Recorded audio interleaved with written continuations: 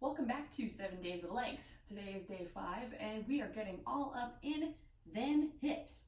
Hips tend to be pretty hype because they don't lie. Yeah, I did that. So to start, we're going to do a little bit of work with our double lacrosse ball or peanut, whatever you want to call it. But first, if you don't have one of these, I just want to show you how you can make one. All you really need are 2 balls, tennis balls, if you got, I don't know, dog toys or whatever. If you have 2 and a sock, then you can just make yourself a little double lacrosse ball. Just put those guys all the way down into the bottom of your sock. I recommend using a sock you don't care about because there's a good chance it will never be the same. Honestly, I think I've had this sock for like a decade. I'm impressed that it doesn't actually have a hole in it, so that's cool. We're going to tie a knot.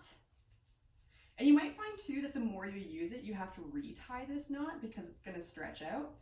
But just tie it real tight. And if you got to retie it later, that's cool. But now that you have the 2 of them, you've essentially made yourself a one of these. So for this exercise, I have this one. I'm going to use it. Let's get to it. The spot in our hips that we're going to be getting into is right about here. So not quite on the side, it's a little bit back. We're going to take our peanut straight up and down. And this spot's really cool because there's a lot of muscles that converge here. So when we target it, we're actually targeting a bunch of muscles at once. It's great. So we're going to come down onto our side, take the peanut this way, find that spot, and it's one of those you'll know it when you find it kind of deals. It's a lot. We're going to take our legs into a diamond shape, and then we're going to move just the bottom leg. Keep the top one still. Bottom knee is going to meet up with the top, up and down. So you can do that 10 to 15 times, just up and down. Top leg stays stationary. Once you've done 10 to 15 of those, you can do some kicks. So bringing your knee up towards your chest and out, up and down. You can do 10 to 15 that way as well. It's also worth noting that, again, hips tend to be very tight on everybody. So if you find that this one is really, really intense, you can pad your peanut. Absolutely put something on top of it, like a scarf or a sweater, anything to give it a little bit of padding and make it less extreme. When we're doing anything with our peanut or a double lacrosse ball, whatever you want to call it, it's going to feel intense sometimes, right? But you don't want it to be too intense. If it's so intense and strong that like you can't breathe properly and you're kind of just like tensing up and cringing, that's too much. Do not be afraid to pad your peanut. It's not like it's going to reflect on your final grade or something. So make sure that you're comfortable. 10 to 15, both ways, both sides. Good. This next exercise that we're going to do is called the magic pike. Why? Because it's freaking magical. For this one, we're going to want something like 2 yoga blocks. That's what I use. If you find that your hips and hamstrings are super tight, then you can probably use something that's a little bit thinner than a yoga block, like a book or anything that's just a little bit thinner that you're comfortable putting some weight on. Like I wouldn't use anything fragile, you know? If your legs are really tight, you can probably just do this on the ground. I use yoga blocks, so that's what I'll be using in this video, but modify as you need. We're going to do this one standing, and when we're doing this, we're going to make sure that our feet are wider than shoulder distance apart. So I'm going to take my yoga blocks, make sure they're a little wide here, and then I'm just going to step the front half of my feet up onto them. This can be a little weird and hard to balance, so if you want something like a chair here, that's totally cool. You're gonna let the upper body hang really heavy. Try to let your neck hang heavy too. I find a lot of people try and keep this upright. Just let it hang. It's just like we did the other day with that crossbody with the forward fold. Letting yourself hang heavy is gonna help get deeper into the hips. And also your neck could probably use a little bit of that extra relief, so let it hang. From here, we're then going to bend one leg and shift our weight over to the straight leg. So if I'm bending my right, I'm going to to shift my hips over to the left and then the other way. Bending and shifting, bending and shifting. So the weight is always going to go over this straight leg. And you don't necessarily need to hold this one for too long. I kind of think about bouncing back and forth every 2 to 3 seconds. And the other thing we really want to keep in mind here too is our hips are actually just going side to side. You don't want to let your body twist too much. You're just going side, side, side, side. So I'm going to show you what my hips look like from the back.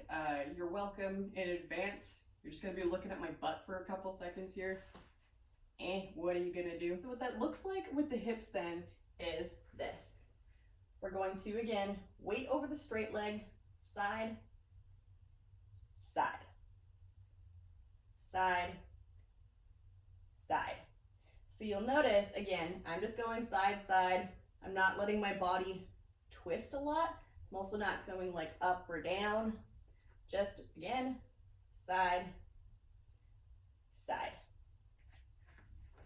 And once again, the reason they call this the magic pike is because it's freaking magical. If you want to get a little scientific and see what I mean, before you do this one, I recommend just sitting down in your pike.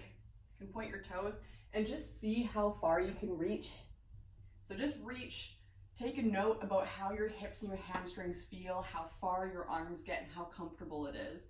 Then do this one and try again. Usually people will get at least a couple inches, if not a whole hand deeper in this after the magic pike. It's freaking magical. I would recommend doing this one, just do that whole back, forth, about 45 seconds to a minute and a half. It really depends on how gung-ho you want to go. Just feel it out and listen to your body. It's spits time! So don't forget, start on your bad side, give it that leg forward in your low lunge. I'm gonna start this timer. Make sure you engage all those back butt muscles, side butt muscles as you come down. Weight comes down through that front sitting bone. Check your core. Check your shoulders.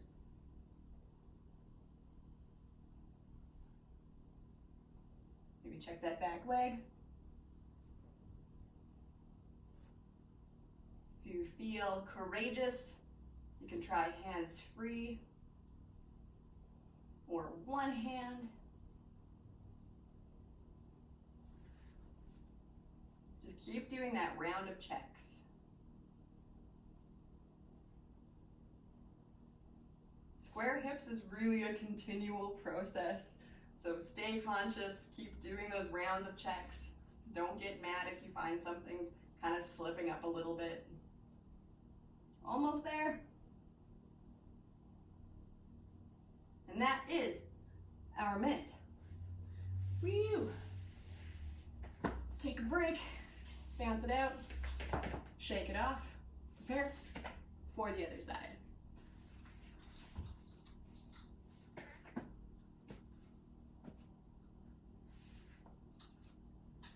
All right, let's do this.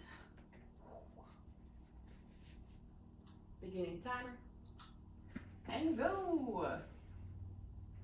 Really conscious of those back butt muscles as we come down. Check the core, shoulders.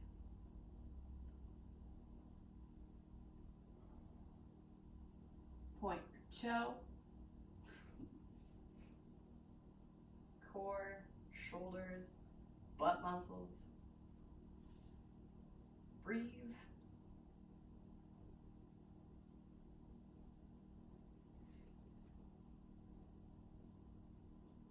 Quick check with the back leg.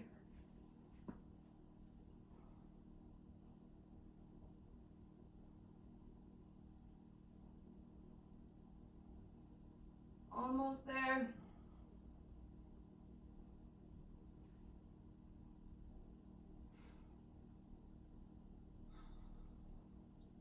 And that's our minute. Woo! All right. Shake it off. Do a happy dance. Give yourself a high five.